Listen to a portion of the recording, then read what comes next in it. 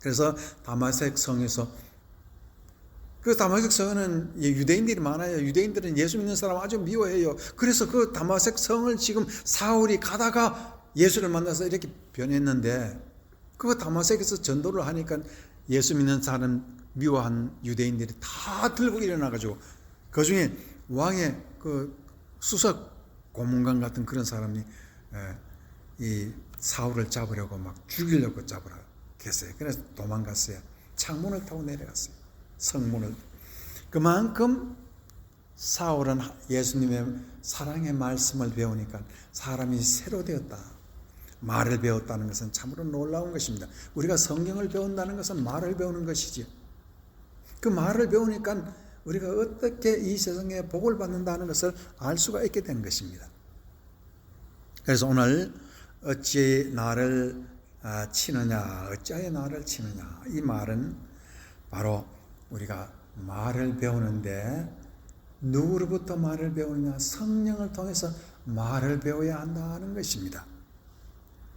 그 말은 마태복음 10장에서 잘 가르치고 있습니다. 마태복음 10장 20절, 말하는 이는 너희가 아니라 너희 속에 말씀하시는 자 곧 너희 아버지의 성령이니라. 우리가 이 세상 살면서 우리 속에 성령 계셔서 우리가 하는 말을 주관하신다는 걸 아는 사람 별로 없습니다.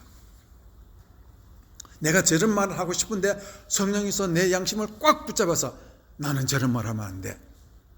내가 뺨을 맞더라도 나는 그런 말 하면 안 된다 하는 말이 내 속에서 들리고 우리가 할 말을 조심스럽게 하는 것을 우리가 스스로 깨달을 때가 있습니다. 그 내 속에서 하시는 이가 말씀하시는 누구냐? 성령입니다. 내가 말을 배웠기 때문입니다. 이 세상 부모에게 배우는 말하고는 전혀 다른 말을 내가 할 수 있는 사람이 되었습니다.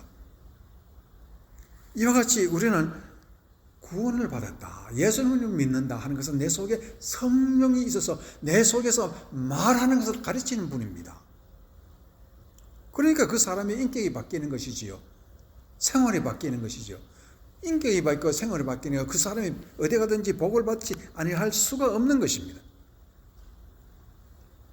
그리고 우리가 이와 같이 말을 바로 배울 때에 인생이 완전히 변하는 것도 우리가 압니다.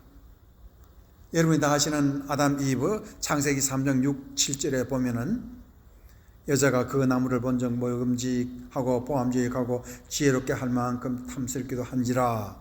그 여자가 그 열매를 따먹고 자기와 함께 있는 남편에게도 주매 그도 먹은지라. 이에 그들의 눈이 밝아 자기들이 벗은 줄 알고 무화과 나무 잎을 엮어 치마로 삼았더니 라는 말이 거기에 있습니다. 이 말씀 속에 우리가 아는 것은 아담 이브가 누구 말을 들었습니까? 사탄, 뱀의 말을 들었습니다. 사탄의 말을 배우니까요, 그들에게 찾아오는 것이 바로 벗었다는 것, 수치스러운 것, 그들에게 참으로 인생에서 새로운 놀라운 그 눈이 떠졌는데 자기의 악한 것, 자기의 더러운 것만 다 보이는 그런 존재가 되어버렸다 하는 것을 알 수가 있습니다. 그러나 그 이후에 예수님, 하나님께서 아담 이브와 대화하는 면에서 그 대화하면서 아담이 자기의 죄를 하나님 앞에 고백합니다. 네가 과연 그 열매를 먹었느냐? 예, 먹었습니다. 내 아내가 줘서 먹었습니다. 그리고 자기 자신의 죄를 고백하고 하나님하고 대화하고 난 다음에 하나님은 그이가 아담이 이브가 불쌍하니까 어떻게 했습니까? 무화과나무로 자기의 몸을 가르친 것을 감싼 것을 다 벗기고 가죽 옷을 입혔더라. 하나님은 우리와 대화한 다음에 말씀을 가르친 다음에 우리를 부족하고 수치스러운 걸 가리워주는, 우리를 위로해주는 그런 존재로 아버지로 나타납니다. 그러니까 우리가 어떤 말을 배우느냐에 따라서 인생이 바꿔진다는 것을 창세기 3장에서 아주 잘 말을 하고 있다는 것을 우리가 압니다. 그와 같이 우리는 이 미국이라는 세상에서 살면서 많은 사람들은 미국이 참 복된 나라라는 것을 압니다. 캐나다에서 멕시코에서 온 사람이나 우리가 처음 미국에 처음 와서 영어를 모를 때 미국에서 잘 먹고 잘 살았습니다. 말을 모르는데도 잘 살아. 다른 나라에 말 모르면 살기가 참 어렵습니다. 이 미국에서는 그렇지 않았어요. 우리가 말 몰라도 미국에는 영어 외에 통하는 것이 있습니다. 그것은 뭐냐면 다 잘못해도 땡큐 해줘요. 우리가 못해도 땡큐 해줘요. 그 말이 뭐예요? 성령의 말을 이 미국 사람들은 아는 거예요. 성령의 말이 이 세상에 미국에 통하기 때문에 미국 말을 몰라도 우리가 잘 살 수 있더라는 것이 이 미국이 복받은 나라라는 것을 증거하고 있는 것입니다. 사랑, 희락, 화평, 오리, 차범, 자비, 양성, 준성, 온유, 절제, 이 감사, 친절 이런 것들이 전부 다 성령의 말입니다. 미국 사람들은요, 어디서 그렇게 귀한 말을 배웠는지 이 성령의 말을 알고 쳐내요. 그래서 이 나라가 복받은 나라예요. 그래서 시편 1장에서도 여러분 잘 아시는 바와 같이 1절, 3절 복 있는 사람은 악인들의 꾀를 쫓지 아니하며 죄인들의 길에 서지 아니하며 오만한 자의 자리에 앉지 아니하고 오직 여호와의 율법을 즐거워하며 그의 율법을 주야로 묵상하는 자로다. 하나님의 말씀을 배우고자 그 말씀을 자꾸 생각하고 마음속으로 배우더라 하는 것입니다. 말씀을 배우니 그 사람의 앞날이 어떻게 되어야 되냐.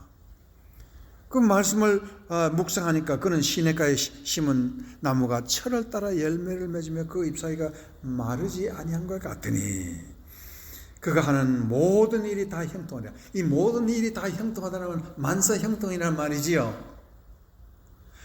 우리가 이 세상에서 사람 말을 잘 배우는 것도 복이 됩니다. 그런데 그 중에서도 가장 중요한 것은 하나님의 말을, 예수님의 말을 잘 배우면 만사형통이라는 일이, 신기한 일이 벌어진다. 말을 제대로 배우지 못하면요, 예수님의 말을 배우지 못하면 싸우지 않을 것을 싸우고 아프지 않을 것에서 아파지고 인생이 참으로 고단해집니다. 그러나 하나님의 말씀, 예수님의 말씀 이거 배우면은 만사형통이라는 신기한 지혜와 복을 받더라는 것입니다. 우리는 이와 같은 만사형통의 그 비밀을 알지 못하면은 다윗이 어떻게 해서 저렇게 성공했을까? 우리가 구약 성경을 읽어도 그것을 알지 못해요. 그러면 다윗이 성공 비결이 어디에 있다고? 예수님의 말씀 배웠다, 그런 뜻이에요. 그래서 이 다윗이 쓰는 시편이 많은데 그 시편을 읽을수록 신기한 것은 그 속에 예수님이 오시고 예수님이 우리를 위해서 어떻게 하실까 하는 것을 그 말을 배워서 그 말을 적었더라. 그것이 다윗의 시편이에요. 신기한 말입니다. 그래서 우리가 구약 성경을 신기하게 참으로 아름답게 읽고 은혜를 받는 거, 우리가 또한 말을 배우는 이유도, 여러분이 기도를 잘하고 싶으면 다윗의 시편을 한번 읽어보세요. 시를 읽으면 말을 배우고 우리가 기도를 잘하게 돼요. 우선 말을 배우기 때문입니다. 그래서 이와 같이 우리가 말 배운다는 것은 인생을 새롭게 만드는, 두 번째 배우는 언어, 어떻게 배웠느냐 하는 것은 참 중요한 얘기입니다.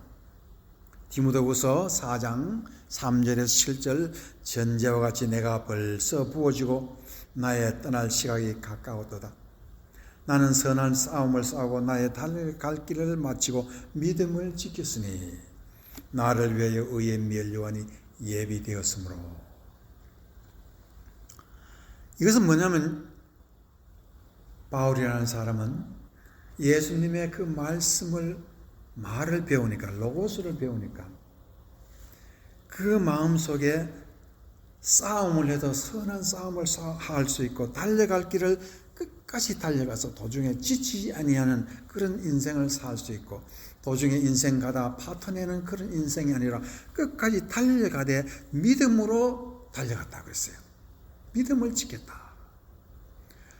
말씀을 믿었다, 그런 뜻이겠죠. 예수님의 말씀을 믿으니까 끝까지 달려도 힘들지 않냐는 인생 마지막 길을 다 갔다, 그런 뜻입니다. 그리고는 그렇게 달려가니까 나를 위하여 의의 면류관이 예비되었도다.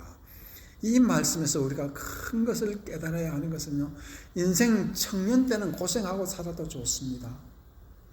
더 많은 사람은 그렇게 고생합니다. 그 고생이 다 돈입니다. 그러나 사람이 늙음하게 되어서 끝이 좋아야 합니다. 끝이 어떻게 되느냐에 따라서 그 인생이, 그 한 삶이 어떻게 살았다는 것을 증명하고 있습니다. 그런데 바울 사도는요, 인생의 끝이 좋아요. 어떻게 살았기 때문에? 예수님의 말씀을 배운 사람으로서 살았기 때문에 믿음의 힘이 생기고 끝까지 좋은 것으로. 그러나 그의 앞날은 어떤 존재라고 그랬습니까? 전제와 같이 내가 벌써 부어진다고 그랬어요. 목이 잘린다는 거죠. 아니, 목이 잘린 사람이 잘 사는 겁니까? 잘못 사는 겁니까? 그런데 바울은요, 자기 목이 잘린 전제와 같이 부어진다는 것, 거꾸로 십자가에 거꾸로 매달려 목이 잘리는 그런 사람으로 인생을 살았지만은, 바울은요 넉넉히 승리했다고 그래요. 무엇 때문에? 예수님의 말씀에는 추호라도 거짓이 없는 말씀이고 사랑이 가득한 말씀을 자기가 배웠기 때문에 이제는 하나님께서 면류관을, 내 마지막에는 면류관, 빛나고 빛나는 면류관이 나를 기다리니까 이 모가지 하나 없어지는 거 대단한 거 아니라는 거예요. 그것이 참 위대한 신앙입니다. 그러면은 우리가 왜 어찌하여 나를 치느냐 하는 말에서 마지막에 우리가 결론으로서 배워야 할 것은 무엇입니까? 이 결론은 내가 이 세상의 사람들하고도 예수님의 말씀을 배워서 잘 해야 되지만은, 우리가 근본적인 것은, 우리가 예수님의 말씀을 배우는 이유는 아버지 하나님과 기도로 통하기 위해서입니다. 기도를 잘하기 위해서입니다.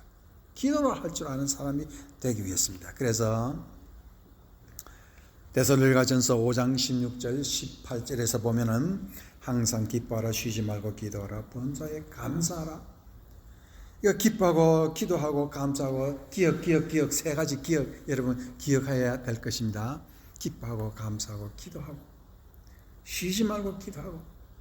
이 쉬지 말고 기도하는 것은 내 마음속에 예수님의 말씀이 부글부글 막 끓어요. 고마워서, 감사해서요. 슬픔이 찾아도 감사하고 고통이 찾아오도 감사하고 그런 걸 할 줄 아는, 그러니까 하나님께서는 그 기도가 아름답게 봐서 하나님은 우리에게 큰 축복을 내리신다는 것입니다. 그래서 오늘 예수님이 어찌하여 나를 치느냐, 이 말씀은 예수님이 미워서 하는 말이 아니고 예수님 오해하는 말을 하지 생각해서는 안 됩니다. 예수님을 오해해서 나를 치는, 예수님도 사람이니까 아마 화가 나서 그렇게 말했겠지. 절대로 아닙니다. 절대로 아닙니다. 불쌍해서 하신 얘기입니다. 오늘 우리가 세상 살면서 예수님 뺨을 친 실수를 했을 겁니다. 죄를 지었을 겁니다. 그러나 우리 예수님은 우리에게 그럴수록 우리를 더욱 사랑하시고 예수님을 말씀을 잘 배워서 다윗과 같은 복받는 사람, 또한 바울과 같은 복받는 사람, 그런 사람이 되기를 예수님이 우리에게 말씀하고 가르칩니다. 여러분도 그와 같은 귀한 성도가 되기를 주의 이름으로 축원합니다.